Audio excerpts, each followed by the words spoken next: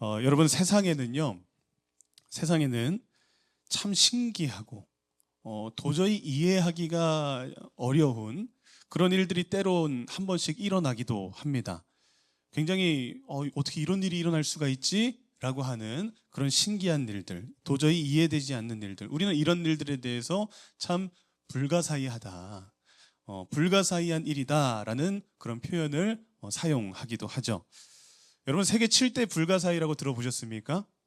예, 세계 7대 불가사의라고 이제 건축물 가운데에 와 이걸 어떻게 이렇게 지었을까, 그 시대에 어떻게 이렇게 지었을까라고 하면서 세계 7대 불가사의라고 하는 그런 순위 그런 차트를 이렇게 발표하기도 합니다.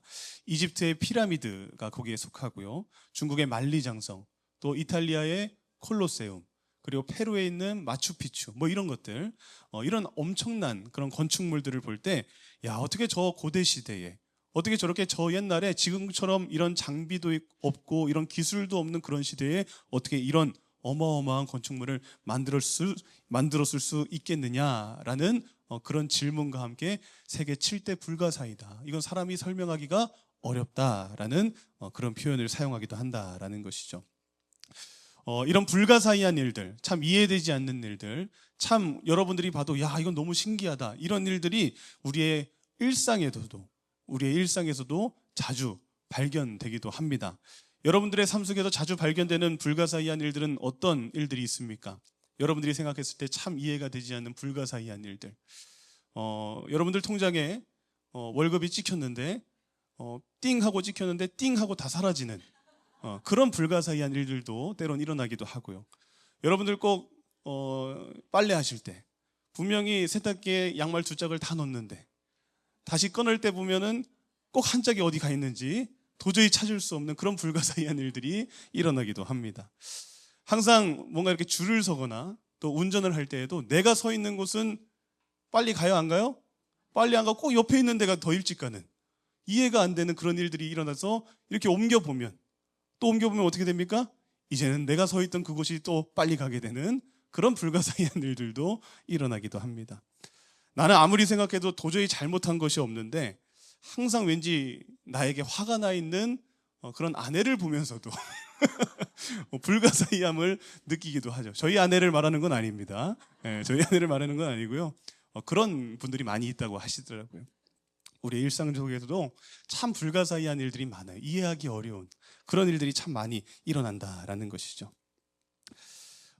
세상에는 이렇게 불가사의한 일들이 많이 일어나고 있는데, 오늘 성경에서 기록하고 있는 그러면 성경 속에 있는 가장 불가사의한 일은 무엇일까?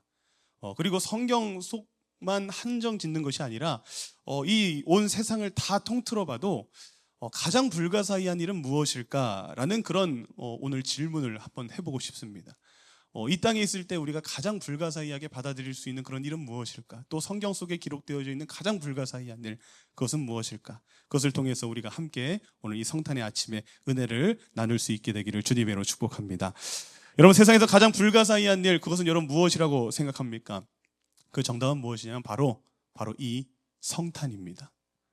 저는 이 성탄이 성경 속에서 또 이 세상에서 가장 불가사의한 일이라고 저는 생각하고 받아들이고 있습니다. 하나님의 아들 예수 그리스도께서 사람의 몸을 입고 이 땅에 오셨다라는 것이죠. 그리고 그뿐만이 아니라 그 하나님의 아들인 예수 그리스도께서 이 사람의 몸을 입고 이 땅에 오셔서 죄인인 우리를 위해서 십자가에 달려 죽으셨다라는 그 사실이 여러분 우리는 너무 익숙해서 그것이 너무 자연스러운 일처럼 느껴지지만, 사실은 이것은 세상 그 어떤 사건보다도 가장 이해되지 않고 가장 정말 이게 납득하기 어려운 그런 불가사의한 일이라는 것을 오늘 이 아침 분명하게 깨달을 수 있게 되길 주님의 이름으로 축복합니다. 그렇다면 왜 예수님께서 이 땅에 오시고 십자가에 달려 죽으신 그 사건이 우리에게 있어서 가장 불가사의한 일인지 제가 지금부터 설명을 해드리도록 하겠습니다. 자, 첫 번째 이유는 무엇이냐? 자, 따라합니다. 가장 높은 곳에 계셨던 분이 가장 낮은 곳으로 오셨습니다. 네, 첫 번째 불가사의한 이유가 무엇이냐?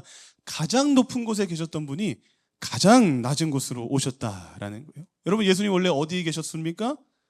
가장 높은 것, 저 하나님 보좌 옆에 그곳에 앉아 계셔서 모든 영광을 누리시고 모든 권세를 가지고 계시는 그런 자리에 예수님은 앉아 계셨었습니다. 그런데 그런 예수님께서 이 땅에 오셨는데 이 땅에 어떤 모습으로 오셨다라는 거예요? 누가복음 2장 6절에서 7절의 말씀 한번 읽어보겠습니다. 예수님께서 어떤 모습으로 오셨느냐 같이 읽겠습니다. 시작. 거기 있을 그때에 해산할 날이 차서 첫 아들을 낳아 강보에 싸서 구유에 뉘었으니 이는 여간에 있을 곳이 없음이로라. 아멘. 자, 예수님께서 이 땅에 오셨을 때의 그 모습을 보니까요, 방도 없었다라는 거예요. 침대도 없었고 아이를 누일 곳조차 없어서 가축들이 먹이를 먹는 그 그릇인 구유에 누여야 할 정도로 예수님은 가장 낮고 가장 볼품없고 가장 어떻게 보면 비천한 모습으로 이 땅에 오셨다라는 것이죠. 여러분, 우리가 한번 생각해 봤으면 좋겠어요. 어떤 걸 생각해 봤으면 좋겠냐면, 여러분, 우리는, 저와 여러분들은 이 땅에 올 때에, 이 땅에 태어날 때에 어떤 모습으로 태어날지 정할 수 있습니까? 없습니까? 저와 여러분들은 그런 능력이 없죠. 어떤 부모 밑에서 태어나겠다라고 여러분 결정하셔서 그 부모님 밑에서 태어나셨습니까? 네, 그렇지 않죠. 우리는 어떤 모습으로 태어날지, 또 어떤 부모 밑에서 태어날지, 이런 것들을 우리는 결정할 수가 없는 그런 존재이지만, 여러분, 예수님께서는요, 이 땅에 오실 때에 어떤 모습으로 이 땅에 오실지 선택할 수 있었을까요? 있었을까요? 없었을까요?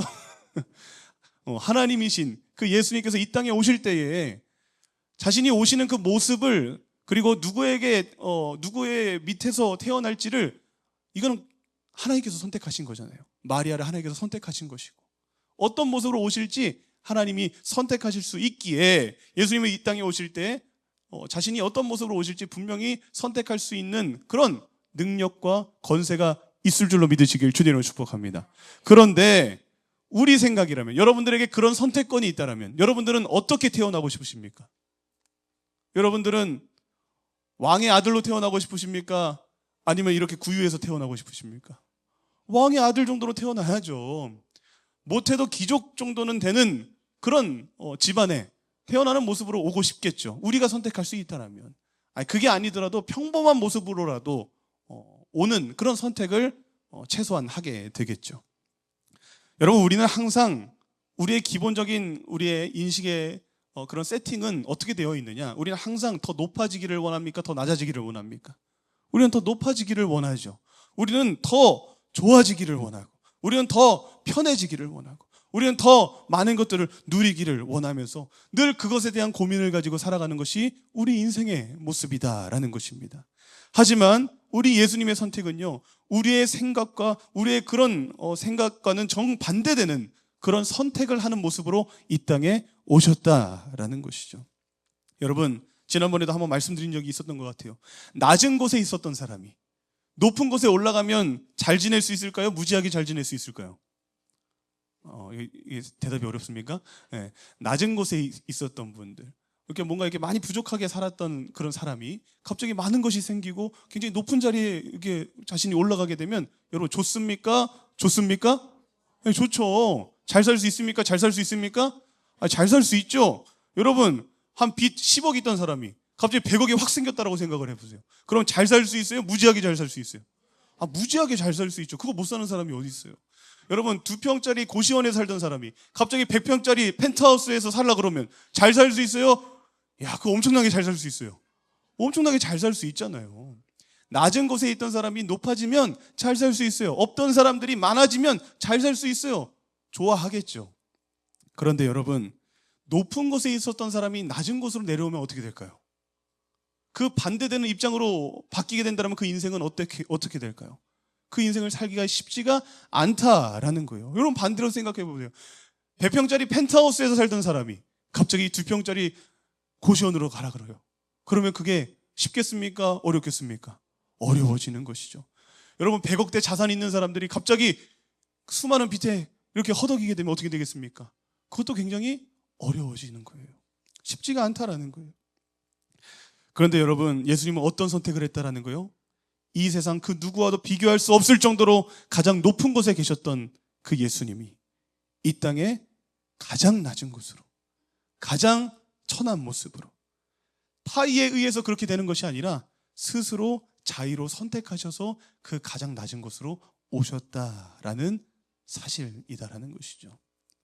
그러니 여러분, 이게 불가사의합니까? 불가사의합니까?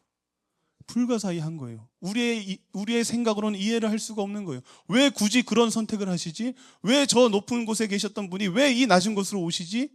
도저히 우리의 생각으로는 이해할 수 없는 그런 사건이 바로 이 성탄, 예수님의 성육신 사건인 줄로 믿으시길 주님의 이름으로 축복합니다. 그래서 이것은 불가사의한 일이라는 거예요. 자, 두 번째, 왜 예수님께서 이 땅에 오심이, 또 십자가에 달려 죽으신 그 사건이 우리에게 있어서 가장 불가사의한 일인가? 우리 6절과 8절의 말씀 다시 한번 읽어보겠습니다. 같이 읽겠습니다. 시작.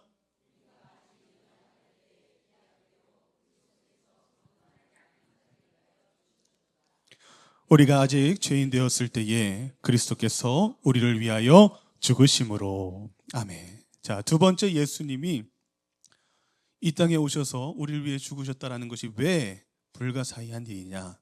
자, 따라합니다. 죄인인 우리를 위해 죽으셨다는 것입니다. 왜 예수님의 그 사건이 우리에게 불가사의한 일로 다가오느냐? 예수님이 죄인인 우리를 위해 죽으셨다라는 거예요. 여러분, 누가 대체 원수를 위해 죽고 싶어집니까? 누가 대체 죄인을 위해서 죽을 수 있겠습니까? 누가 대체 나에게 잘못한 사람, 나에게 잘하는 것 하나 없는 사람, 오히려 나에게 날마다 잘못하는 사람, 그런 사람을 위해서 죽어줄 수가 있겠습니까? 여러분, 오늘 우리가 살고 있는 이 시대는 극악의 개인주의가 팽배해진 그런 시대를 우리는 살아가고 있어요. 너무나도 개인주의가 심해진 그런 시대를 우리는 살아가고 있다는 것이죠. 절대적으로 나만을 위한 삶을 살아가는 사람들이 요즘 너무나도 많이 있다라는 거예요. 나만 아니면 돼, 나만 잘 되면 돼 라는 사고가 너무나도 자연스러워진 그런 분위기 속에서 우리는 살아가고 있다라는 것이죠. 그래서 여러분, 요즘 유행하는, 우리 젊은이들 유행하는 말 중에 어떤 말이 있는지 아세요? 자, 따라합니다. 너 티야? 뭔 소리인지 모르시겠죠? 요즘 젊은이들 사이에서 하는 말이에요. 너 티야? 이렇게 물어봅니다. 이 티야라는 이게 무슨 말이냐면, 여러분, 요즘은 사람의 성향을 우리가 파악할 때 혈액형으로 물어보지 않습니다. 네, 혈액형으로 물어보는 순간 많이 우리가 이제 연세가 드셨구나 이렇게 생각을 하시면 되는 거예요. 요즘은 혈액형으로 물어보지 않고요. 여러분 들어보셨을 거예요. MBTI. 예, MBTI라는 그 성향 검사를 통해서 사람의 성향을 파악합니다. 근데 그 MBTI 그 성향 중에 F하고 T라고 하는 그 성향이 있는데, F의 성향을 가진 사람은 어떤 사람들을 말하냐면 굉장히 감성적인 사람, 굉장히 그 감정적이고, 또 그리고 굉장히 정도 좀 많고, 굉장히 감동도 잘 받고, 그러니까 이제 감수성이 풍부한 약간 그런 스타일의 사람을 F 성향을 가졌다라고 말합니다. 자, 그런데 이 T라고 하는 성향은 그 반대의 성향을 가진 사람을 말하는 거예요. 그러니까 감성적이지 않아요. 감동을 쉽게 받을까요? 못 받을까요? 못 받아요. 굉장히 자기 중심적인 생각이 강하다 보니까 남을 이해할 수가 있어요, 없어요? 없는 거예요. 굉장히 그러다 보니까 굉장히 공감 능력이 떨어지게 되고요. 굉장히 현실적이고, 그러니까 굉장히 또 그렇기 때문에 한편으로 굉장히 차갑게 느껴지는 그런 사람들을 보고 우리는 T의 성향을 가졌다라고 말합니다. 그래서 너 T야 라고 말하는 것은 어떤 의미냐면, 야, 너 왜 이렇게 차가워? 너 왜 이렇게 공감하지 못해? 너 왜 이렇게 이게 감수성이 이렇게 하나도 없는 것 같아? 이런 표현을 할 때 너 T야 이렇게 물어보는 것이죠. 그런데 이런 유행어가 지금 사람들 사이에 굉장히 성행하고 있다는 것은, 그러면 여러분 무엇을 의미하는 것입니까? 요즘 이 시대 가운데 이런 T의 성향을 가진 사람들이 많다? 무지하게 많다? 무지하게 많다라는 거예요. 남일에 대해서 별로 관심이 없어요. 굉장히 자기중심적이고, 굉장히 어떻게 보면 굉장히 그 감정이 별로 굉장히 메말라 있는 듯한 느낌이 드는 스타일의 사람들이 요즘 굉장히 많아진다라는 거예요.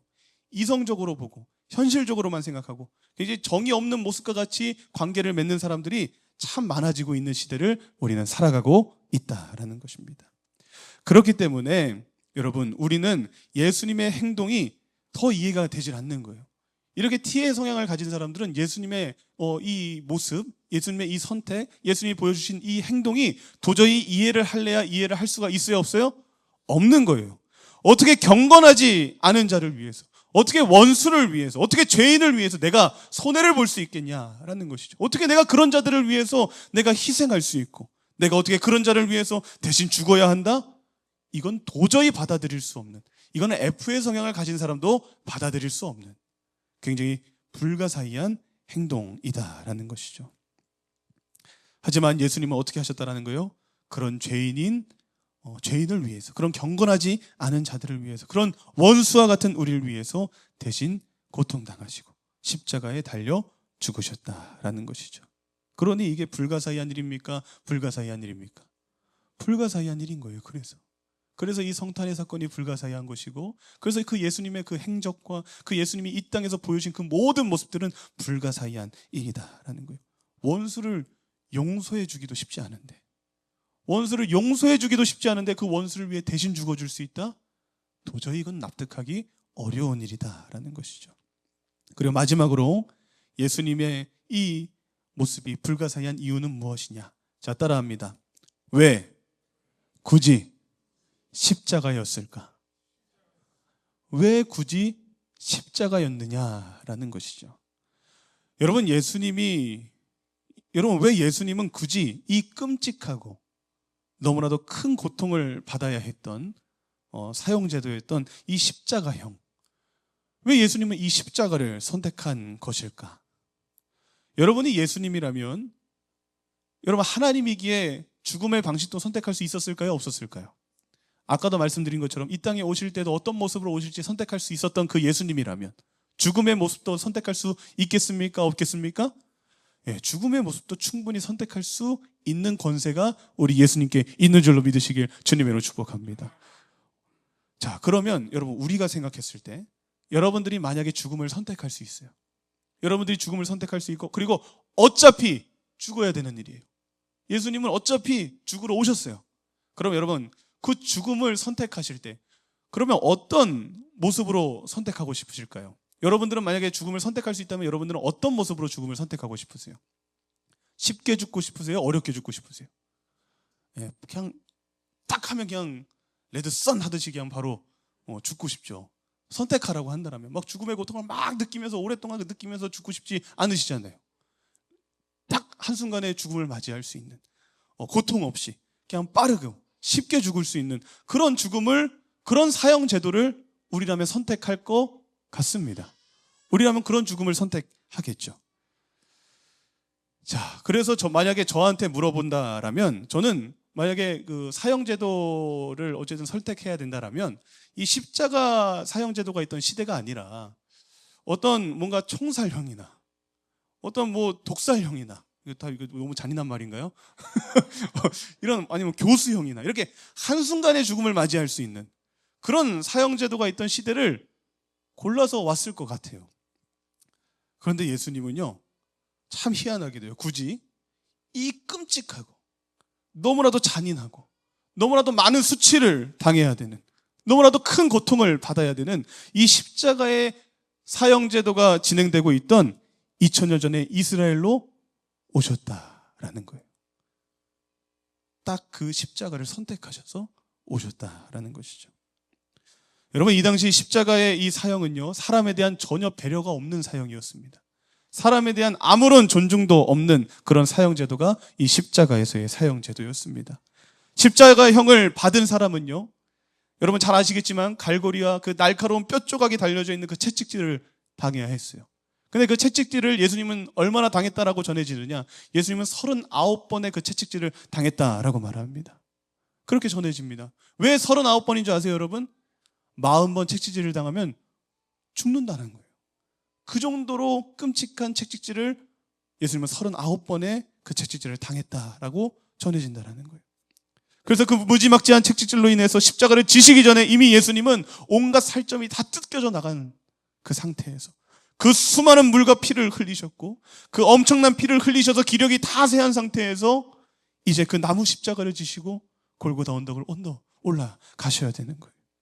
그리고 그 올라가는 거리에는 수많은 사람들이 있는데 그 수많은 사람들이 그 예수님을 멸시하고 조롱하고 침뱉고 그런 엄청난 수모를 견디셔야 했고, 그 언덕에 오른 예수님은 이제 손과 발에 그 엄청난 대못이 박히셔서 십자가에 매달리셨고 그 모든 고통을 온전히 느끼시면서 서서히 죽음을 당해야 했던 그런 사형제도였던 그 십자가를 예수님은 선택하셨다라는 거예요. 굳이 십자가를 선택하셨다라는 거예요. 여러분 이해가 되십니까? 왜 굳이 십자가를 선택하셨을까? 아니 죽음의 방법은 수도 없이 많을 텐데 어차피 그냥 한번 죽으면 우리의 죄의 문제가 해결된다 하신다라면 그냥 한순간에 죽을 수 있는, 쉽게 죽을 수 있는 그런 죽음을 선택하셔도 됐을 텐데 왜 예수님은 굳이 그 십자가를 선택하셨냐라는 것이죠. 그러니 이게 불가사의한 일이다라는 거예요. 자, 그렇다면 여러분 대체 왜 예수님은 이렇게 이해되지 않는 그런 선택들, 왜 이렇게 이해되지 않는 행동들을 하셨던 것일까? 왜 예수님은 이렇게 불가사의한 그런 선택들을 하신 것일까? 그 이유가 뭘까요, 여러분? 대체 왜 그런 것일까? 마지막으로 그것을 말씀드리고 우리 설교를 마치겠습니다. 그 이유는 여러분 단 한 가지 단어로밖에 설명이 되지 않습니다. 어떤 단어로밖에 설명이 안 됩니까? 사랑입니다. 사랑. 사랑이 아니면 이 모든 행동은 절대 이해를 할 수가 없는 거예요. 하지만 이 모든 예수님의 행위 속에 사랑이라는 단어를 대입하면 이 모든 것이 이해가 되는 줄로 믿으시길 주님의 이름으로 축복합니다. 이런 비정상적이고 이해되지 않는 행동과 선택을 하신 유일한 이유는 하나님이 우리를 사랑하셨기 때문이었다라는 것이죠. 여러분 사랑하면요 사람 이상해집니다. 사랑 이상해져요. 사랑하면요 사람이 비정상적으로 바뀐다라는 거예요. 아무리 늦게까지 통화하고자도 피곤하지가 않다라는 거예요. 아무리 먼 거리에 있어도요 오라 그러면 그쵸 가성비라 그러죠. 가성비로 봤을 땐 아직 아닙니다. 가성비로 봤을 때는 아직 그렇게 가는 건 너무나도 사실 효율적이지 않은 행동이죠. 하지만 사랑하면 가게 된다라는 거예요. 사랑하면 아무리 그 사람을 위해서 돈을 써도 아깝지가 않게 느껴지는 거예요. 그렇게 수많은 사람들에게 짠돌이처럼 구해도요 내가 사랑하는 사람한테는 그렇게 내가 짠돌이처럼 구하지 않는다라는 거예요.